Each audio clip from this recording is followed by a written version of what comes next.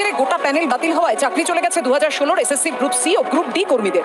Supreme কোর্টের রায়ও মেলেনি কোনো স্বস্তি। আমাদের রোগীর মতো বানিয়ে দেওয়া হলো, একটা ক্যান্সার পেশেন্টকে বলে দেওয়া হলো যে তুমি অমুক দিন পর্যন্ত বাঁচবে, তারপর আর বাঁচবে না। এই প্রেক্ষিতে শুক্রবার পার্ক সার্কাসে জড়ো হন গ্রুপ সি ও গ্রুপ ডি মিলিয়ে প্রায় 3000 চাকরিহারা যোগ্য শিক্ষাকর্মী। তারপর মিছিল করে ইএম বাইপাস লাগোয়া তৃণমূল ভবনের উদ্দেশ্যে রওনা হন তারা। আগেই মিছিল আটকে দেয় পুলিশ।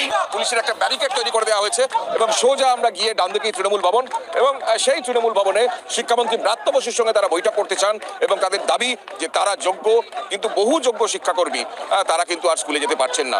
এদিন চাকরিহারাদের 7 জন প্রতিনিধি তৃণমূল ভবনে শিক্ষামন্ত্রীর সঙ্গে বৈঠক করেন। 21 তারিখে যেমন কথা হয়েছিল সেরকম বেরোনোর কথা আমরা বলেছিলাম আইনি পরামর্শ নিয়ে বার করবো। আমি এখনো তাতে আশাবাদী। কি করে প্রতিশ্রুতি? তার প্রতিশ্রুতি মানে তো সুপ্রিম কোর্টে কন্টেম্প্ট হওয়া।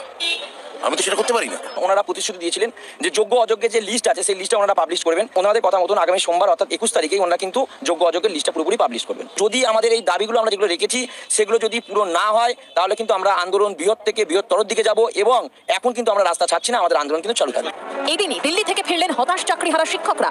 তাদের দাবি, রাষ্ট্রপতি প্রধানমন্ত্রীর সঙ্গে দেখা করার চেষ্টা করলেও সেই সুযোগ পাননি। এটা দিনের আলো মতো পরিষ্কার যে রাজ্য সরকারের দুর্নীতির কারণেই আমরা আজ পথে বসেছি। সুতরাং রাজ্য সরকারকে সেই দুর্নীতির দায় স্বীকার করে কিভাবে করবে? এতদিন ধরে আমরা 7 বছর ধরে চাকরি করলাম, আবার পুনরায় পরীক্ষা দেওয়ার কথা বলা এটা সম্পূর্ণ অযৌক্তিক।